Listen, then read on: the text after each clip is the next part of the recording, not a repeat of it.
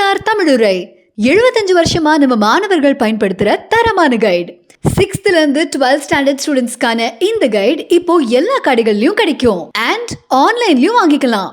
Click the link in description.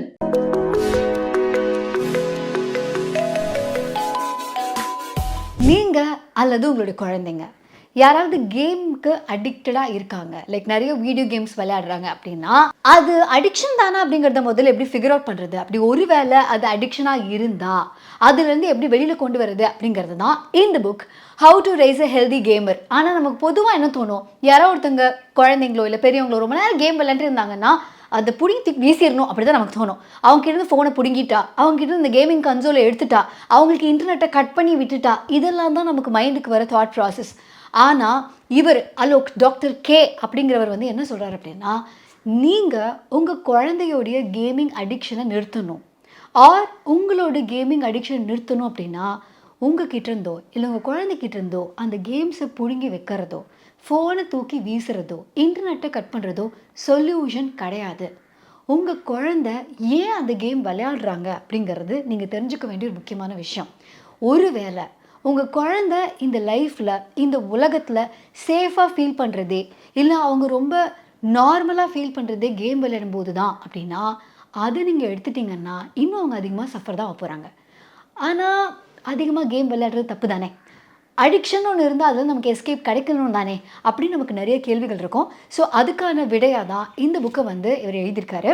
So doctor Alok Kanojia அப்படிங்கிறவர் வந்து doctor K அப்படின்னு அழைக்கப்படுறாரு. ஒரு காலத்தில் அவருமே பயங்கரமான ஒரு அடிக்டாக இருந்திருக்காரு, கேமிங் அடிக்டாக. அவருடைய மார்க்ஸ் எல்லாம் கம்மியாயிட்டே வந்திருக்கு. ஸோ ஒரு பாயிண்ட்டுக்கு மேலே அவங்க அம்மா அப்பா வந்து you go back to India man அப்படின்னு சொல்லிட்டு இங்கே இந்தியாவில் ஒரு ஆஷ்ரமில் அவர் சேர்த்து விட்டுருக்காங்க. ஒரு 3 months கிட்ட அந்த ஆஷ்ரமில் அவர் ஸ்பெண்ட் பண்ணதுக்கு அப்புறமா அவருக்கு ஒரு அளவுக்கு வெளி உலகத்தை பற்றியும் தன்னை பற்றியும் ஒரு சில ஐடியாஸ் கிடைக்கவே he goes back to the US. அங்கே போயிட்டு சைக்கியாட்ரியில் வந்து அவர் ட்ரெயின் பண்ணிக்கிறாரு.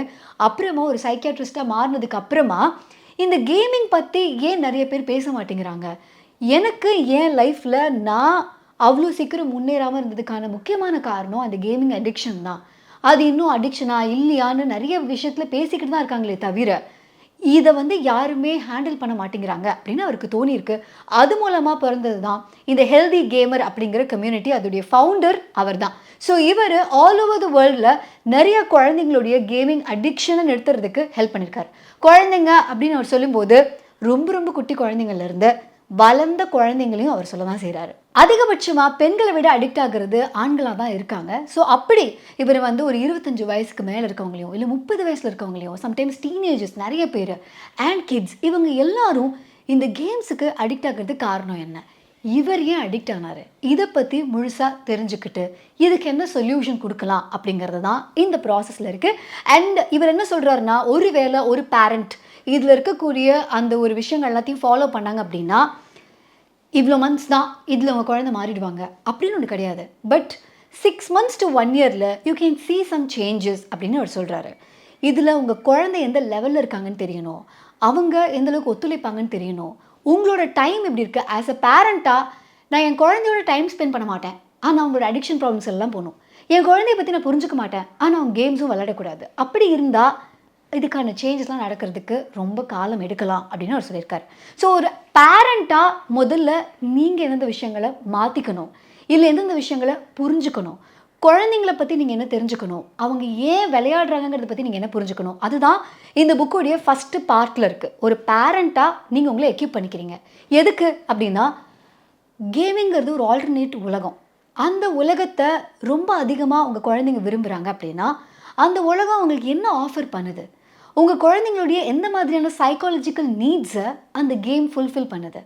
அவங்களுக்கு ரியாலிட்டியை விட இந்த ஆல்டர்னேட்டிவ் வேர்ல்டு ரொம்ப அட்ராக்டிவாக இருக்கிறதுக்கான காரணங்கள் என்னவாக இருக்குது அப்படிங்கிறத நீங்கள் முதல்ல புரிஞ்சுக்கிட்டா, உங்கள் குழந்தைங்களுடைய தேவைகளை புரிஞ்சுக்கிட்டா, அதுக்கப்புறமா you can have a talk with your child. So ரெண்டாவது அவங்க என்ன கொடுத்துருக்காங்க அப்படின்னா, உங்கள் குழந்தைங்க கிட்ட நீங்கள் ஒரு கான்வர்சேஷனை எப்படி வச்சுக்கிறது ரிகார்டிங் கேமிங். 3வது பார்ட்டில் அவர் என்ன எக்ஸ்ப்ளோர் பண்ணுறாரு அப்படின்னா ஒரு ஆக்ஷன்.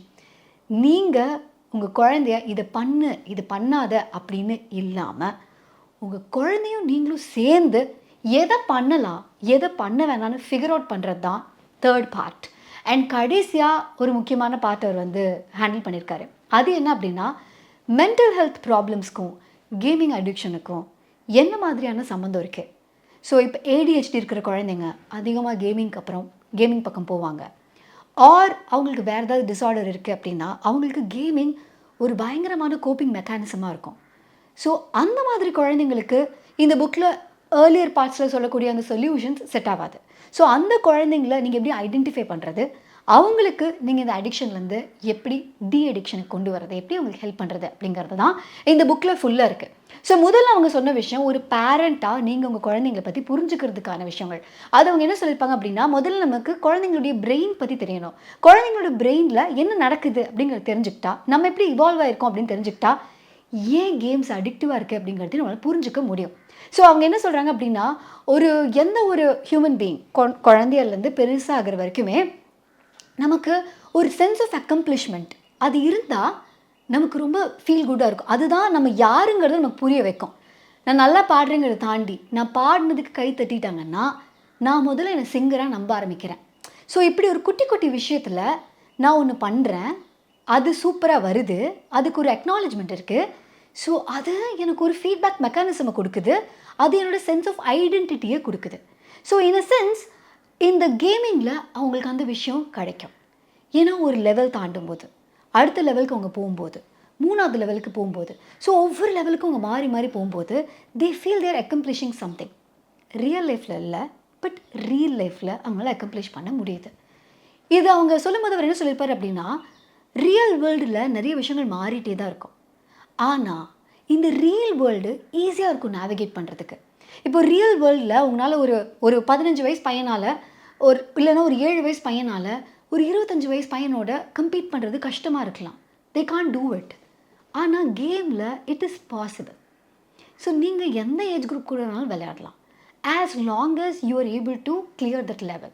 ஸோ இவங்க என்ன சொல்லியிருப்பாங்க, games is also being designed in such a way that அவங்களுக்கு சேலஞ்சிங்கான ஒரு என்வாயர்மெண்ட் இருக்கும். அந்த சேலஞ்சிங்கான என்வாயர்மெண்ட்டுக்கு அவங்க எப்போ வேணாலும் வரலாம். இப்போ நம்ம குழந்தைங்களாம் இருக்கும்போது இந்த கேமிங்லாம் வராத டயத்தில் என்ன இருந்திருக்கும் அப்படின்னா, நம்ம ஒரு கேமை விளையாடணும் அப்படின்னா நம்ம ஒரு 4-5 பேர் அதை கன்வின்ஸ் பண்ணி, இந்த கேம் விளாட்லாம், ப்ளீஸ் ஹைட் அண்ட் சீக் விளாட்லாம் அப்படின்னு நம்ம கன்வின்ஸ் பண்ணணும். அதுக்கு அவங்க எல்லார் வீட்லேயும் பேரண்ட்ஸ் ஒத்துழைக்கணும்.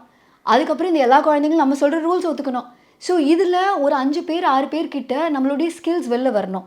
இதில் ஒரு குழந்தை பயங்கர அடமெண்ட்டாக இருக்கும், ஒரு குழந்தை சொன்ன பேச்சு கேட்காது, ஒரு குழந்தை கேம்ஸ் ரூல்ஸ் எதுவுமே மதிக்காது, ஜாலியாக இருக்கும். இந்த 5 பேரோடையும் இவங்க விளையாண்டு தான் இவங்க அடுத்த லெவலுக்கு போக முடியும். ஆனால் கேமிங்கில் பொறுத்த வரைக்கும், வீடியோ கேம்ஸை பொறுத்த வரைக்கும் எனி டைம் அந்த கேம் உங்களுக்காக ரெடியாக தான் இருக்குது. நீங்கள் எந்த லெவல் விளையாடணும்னு நினச்சாலும் அந்த லெவலுக்கு வெயிட் பண்ணிட்டு தான் இருக்குது. நீங்கள் ஒரு லெவல் முடித்த உடனே அடுத்த லெவல் ரெடியாக தான் இருக்குது. இப்போ இவர் என்ன சொல்லியிருப்பார் அப்படின்னா, ஸ்கூல்ஸில் எடுத்துக்கும் போது ஒரு சில குழந்தைங்களுக்கு கிராஸ்பிங் பவர் ரொம்ப ஜாஸ்தியாக இருக்கும். டெக்னாலஜி அளவுக்கான ஸ்பீடு எஜுகேஷனில் இன்னும் வரல. ஸோ என்ன ஆகுது, ஒரு குழந்தை நான் ஏபிசிடி கற்று முடிச்சிட்டேன் அடுத்தது அப்படின்னா, இருப்பா உன் கிளாஸில் இன்னும் எல்லாரும் ஏபிசிடி முடிக்கல, you will have to wait and then comes the next level. But ஒரு சில குழந்தைங்களுடைய அட்டென்ஷன் ஸ்பேன் கம்மியாக இருக்கும், ஆனால் ஐக்யூ லெவல் ரொம்ப ஜாஸ்தியாக இருக்குங்க போது அந்த குழந்தைக்கு இது ரொம்ப அடுத்து என்னன்னா ரெடியாகவே இல்லையே அப்படின்னு ஒன்று இருக்குல்ல, போர் அடிக்க ஆரம்பிச்சிடுது. ஆனால் கேமிங்கை பொறுத்த வரைக்கும் அவங்களோட பேசிங்க்கு தகுந்த மாதிரி அந்த கேமிங்லேயும் இருக்குது.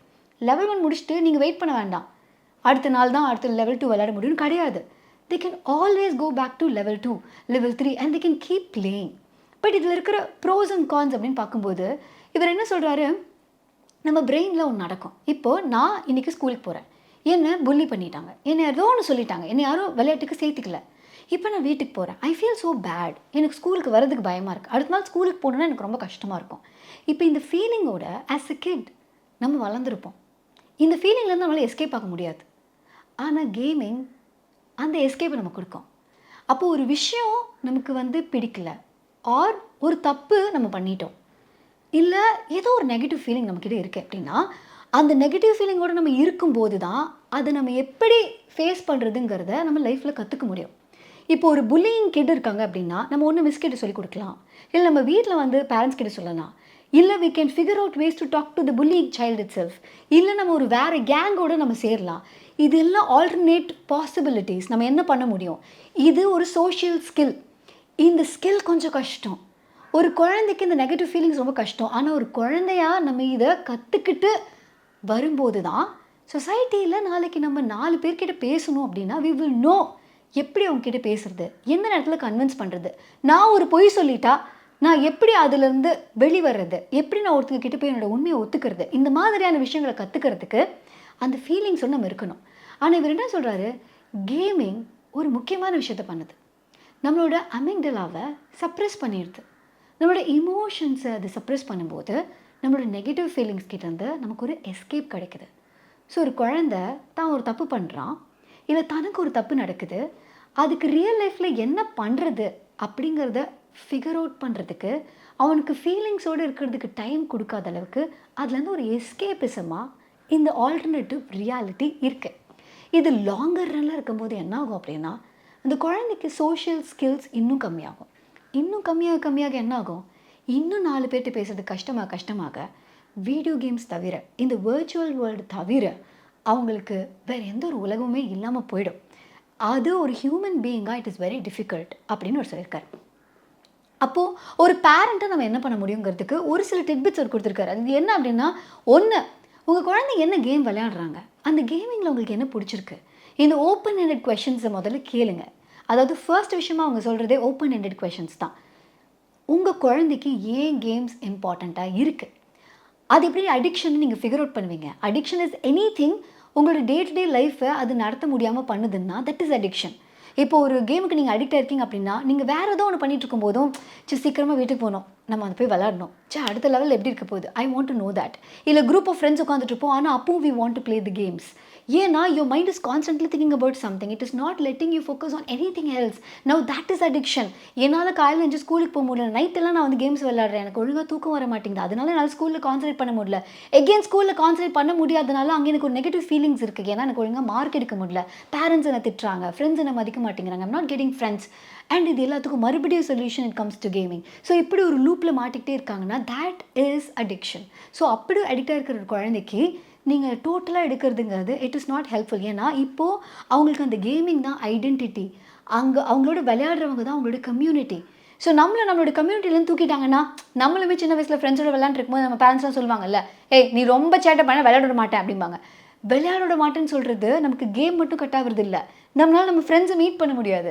அவங்களுக்குள்ள ஒரு ஆன்கோயிங் திங் இருக்கும், அது நம்ம பார்ட்டாக இருக்க மாட்டோம், ஒரு ஃபியர் ஆஃப் மிஸ்ஸிங் அவுட் இருக்கும். ஏன்னா நம்ம இல்லாமல் நம்ம ஃப்ரெண்ட்ஸ் விளையாண்டுருவாங்களோ, நம்ம இல்லாமல் அவங்க படத்துக்கு போயிடுவாங்களோ, நம்ம அவங்களோட பார்ட்டில் இல்லைன்னா நாளைக்கு எப்படி நம்ம ஃப்ரெண்ட்ஸுனே சொல்லிக்கிறது, இந்த மாதிரி கொஷின்ஸ் எல்லாம் ஏற்படும். இதே தான் ஒரு குழந்தை கேமிங் அடிக்டாக இருக்கும் போதும் இருக்கும். It is their sense of community.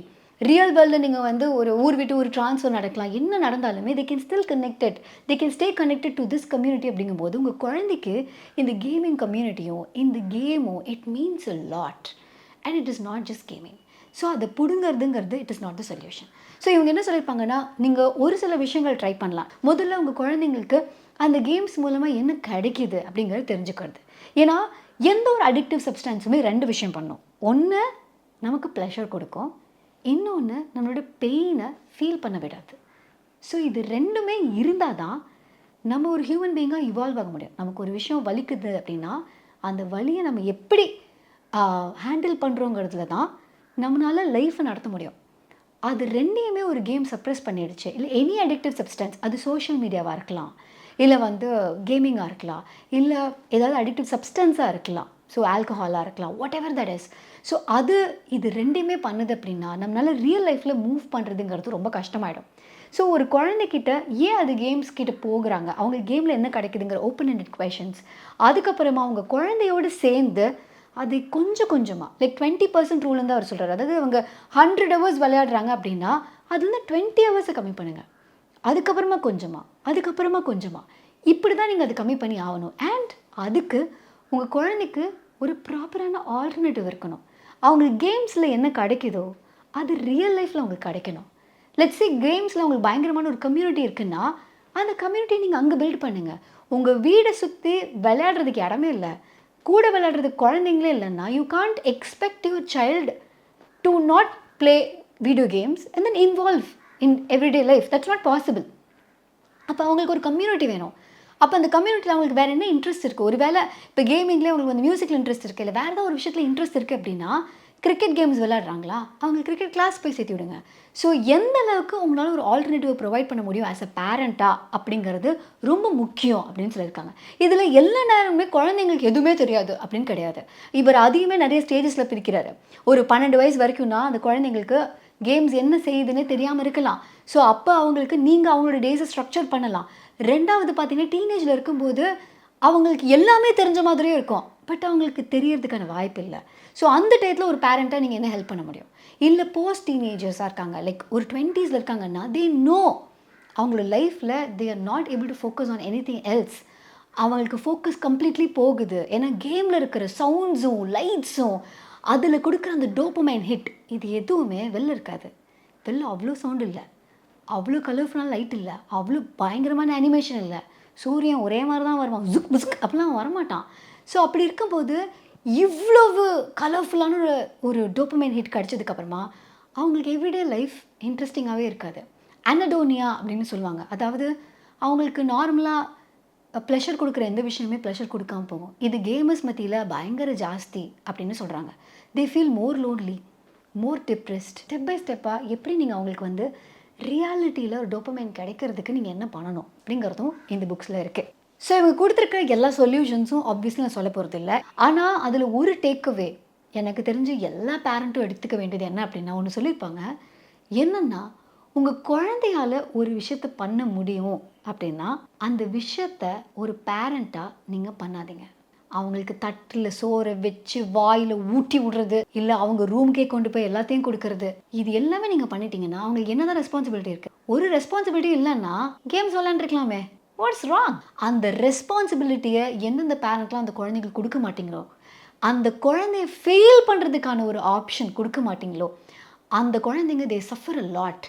ஏன்னா, அவங்களோட ரெஸ்பான்சிபிலிட்டீஸ் இல்லாம they don't know what to do அப்படின்னு அவர் சொல்லியிருப்பாரு. It is not a parent working against their kit.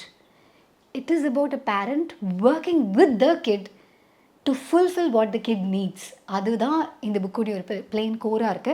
So அதனால you can get this book how to raise a healthy gamer by doctor Alok Kanojia or doctor K. அதுக்கான link கீழே இருக்கு.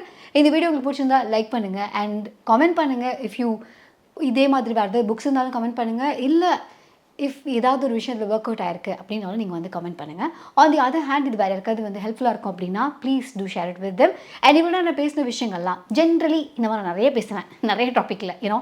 So அதனால அதெல்லாம் வந்து பாட்காஸ்ட் தான் நீங்கள் கேட்கலாம். த புக் ஷோடைய podcast across all genres, fiction, non fiction and self help, இந்த மாதிரி நிறைய ஜானர்ஸில் வந்து நம்ம பேசியிருப்போம். ஸோ அது எல்லாமே Jio7, Spotify, Google Podcast, Apple Podcast அப்படிங்கிற ஆடியோ ஸ்ட்ரீமிங் பிளாட்ஃபார்ம்ஸில் நீங்கள் கேட்கலாம். அண்ட் இந்த புக் ஷோ யூடியூப் சேனலை நீங்கள் போய் விசிட் பண்ணீங்க அப்படின்னா பேரண்டிங், செல்ஃப் ஹெல்ப், ஃபிக்ஷன், அதுக்கப்புறம் சயின்ஸ், ஜியாகிரஃபி கூட இருக்குது, ஹிஸ்ட்ரியெல்லாம் இருக்குது. ஸோ இந்த மாதிரியான பல ஜானர்ஸை நீங்கள் புக் எக்ஸ்ப்ளோர் பண்ணலாம். Pick your book and keep reading. Thank you, bye.